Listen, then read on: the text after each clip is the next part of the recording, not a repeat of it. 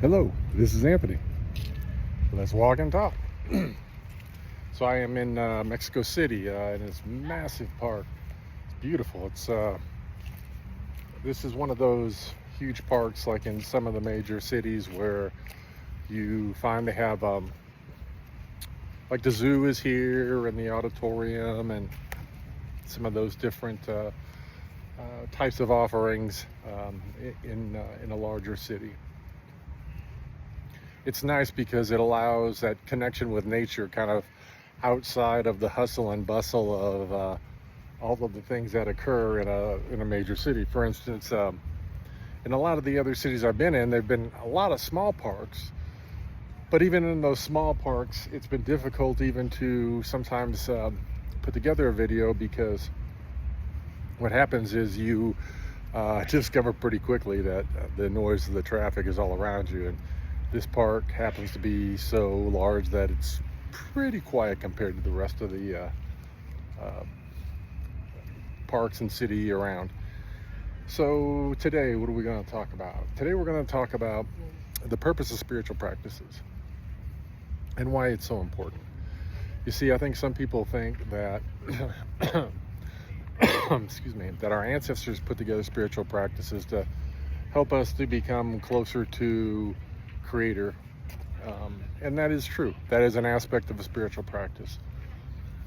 But really, when you start to understand that spiritual practice isn't just a way to connect to the divine and to connect to self, it's actually a way to reprogram your subconscious. It's a way to actually take control of the mind and to allow the mind and utilize the mind in the aspect in which it's meant, which is to allow you to change and evolve the experiences that you have in the in life, in your illusion. Why do I say that? Well, when you start really looking at a lot of the spiritual practices, really what they're meant to do is they're meant to help you to reprogram your subconscious to allow you to allow in more consciousness. And the reason for allowing in more consciousness is that you allow more of what is truly self to seat itself in your existence. And when you do that, you're essentially becoming more of who you actually are and closer to who you actually are. And you're opening yourself up to a greater experience in terms of being able to control your life in a meaningful way. Now, when I say control, here's what I mean. We've talked about this a lot. There's a kids train coming by. It's kind of neat. Control is an illusion.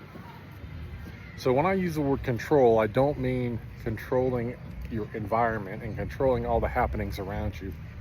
What I actually indicate is controlling how you choose to accept the events that are going on around you, to open yourself up to a greater understanding of why things happen, and that they are actually happening for you and not to you, so that as you are able to understand these things that happen, these events, these, let's say, illnesses, poor relationships, anything that you might find uncontrollable in your existence, it allows you to better understand the purpose for why that's occurred, and allows you a greater ability to essentially open yourself up to a more satisfying existence. Now, I talk about that from this perspective. It's important to understand. I'm not perfect at this. Nobody is, or few people are. It's not to say that as things arise, they're not going to affect you in a negative way. Everyone's different. Some people, little things will bother the heck out of them. Other people, They won't, it just rolls right off their back.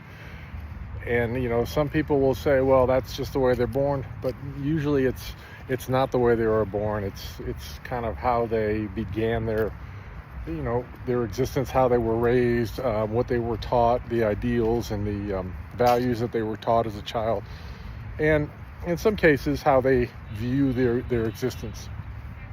But it's also important to understand that as a lot of these things happen and you take control of your mind, what essentially occurs is you open yourself up to a greater understanding and appreciation for any situation that happens in your life. And I mean any situation. It could be the death of a loved one, or the loss of a job, or anything. You start to understand that these things occur to help you evolve, to allow you to see more consciousness and become more aware of self, and then also kind of align you and guide you in some cases to a greater destiny or path for self, if you should so choose it. Remember, we all have free will. You don't have to choose it. You can stay right where you're at. The question you got to ask yourself is right where you're at really where you want to be? I started to talk at one point about understanding kind of how you affect your reality. And I talked in one of my prior videos, someone actually said they felt like it was a little bit woo-woo, but how when you begin to understand how you accept the reality around you, that you begin to change how what you desire and ways that you desire it. For instance, money. Money's a huge paradox in life. Usually what happens, and most people don't understand, is when you let go the desire for money, it opens up for more money to come in. When you let go the need for more comes in. And that's not to say that that's the complete way to approach things, but certainly when things become less important to you, it changes your entire existence. It changes everything that occurs around you. And I think it's an important thing to understand that, because I think it's important to understand, again, that as you take on these different spiritual practices, you start to see life in a different way. The way you see life completely evolves. It goes from an experience that is limited to opening up a lot of unlimited opportunities for you, whether that is to whatever your path is. I hesitate to say certain words because you have to take the journey for self. You can't take the journey because you want something. You have to take the journey for self, because if you're taking the journey for self, then all the things that you desire will be attracted to you. You'll get them. But if you take the journey because you want something, what will happen is at some point on the journey, something's going to knock you off potentially the desire for that thing that you want, and then you're never going to achieve really what you want, because the journey was never for you. It was for something external or outside of you. I hope you can understand that, because really that is the key to all of this. That is the key to the entire illusion. That is the key to all of the spiritual practices. You do it for self, to love self, to understand self, to appreciate self, to grow within the fullness of who you are, to where the things in society that we're taught to need and want and desire begin to dissipate. The position that you might find yourself in to desire or want validation begins to dissipate. You begin to choose things for you because it's what you want, and it doesn't matter what anybody else says, what everybody else wants, what anyone else desires. It's about what you desire. And in that, you start to attract people who also resonate with that same journey. So you see, as you begin to take on different spiritual practices, and as you begin to reprogram that subconscious, you begin to see the world a completely different way, and it opens you up to a completely different experience, one that you never thought you would have. This walkabout for me, it's an existence I never thought that I would find myself in. And yet here I am. I had an amazing sandwich. I sat in this beautiful park. I just enjoyed it. Things were attracted to me, birds, and I have this thing with squirrels. Apparently this energy with squirrels is everywhere around the world, and it has nothing to do with food. They just all start to kind of gravitate toward you, and it just brings a sense of peace and calm and joy. It's something completely amazing. I can't even, unless you've experienced it, it's hard to even put into words how it feels, but it is an incredible feeling, and I encourage you to be open to receiving that. So what say you? Do you feel like these spiritual practices are strictly meant to take you to a destination, or are they just strictly meant to open you up because you are the destination?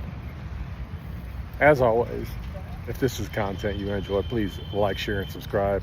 I do notice that a lot of people, actually over half of my viewership is from non-subscribers, so I encourage you to subscribe and help us to grow the channels, because this is a community I'm trying to build here for us, to be able to interact and be able to learn from each other. But until I talk to you again, peace, love, light. I hope you have the most amazing day.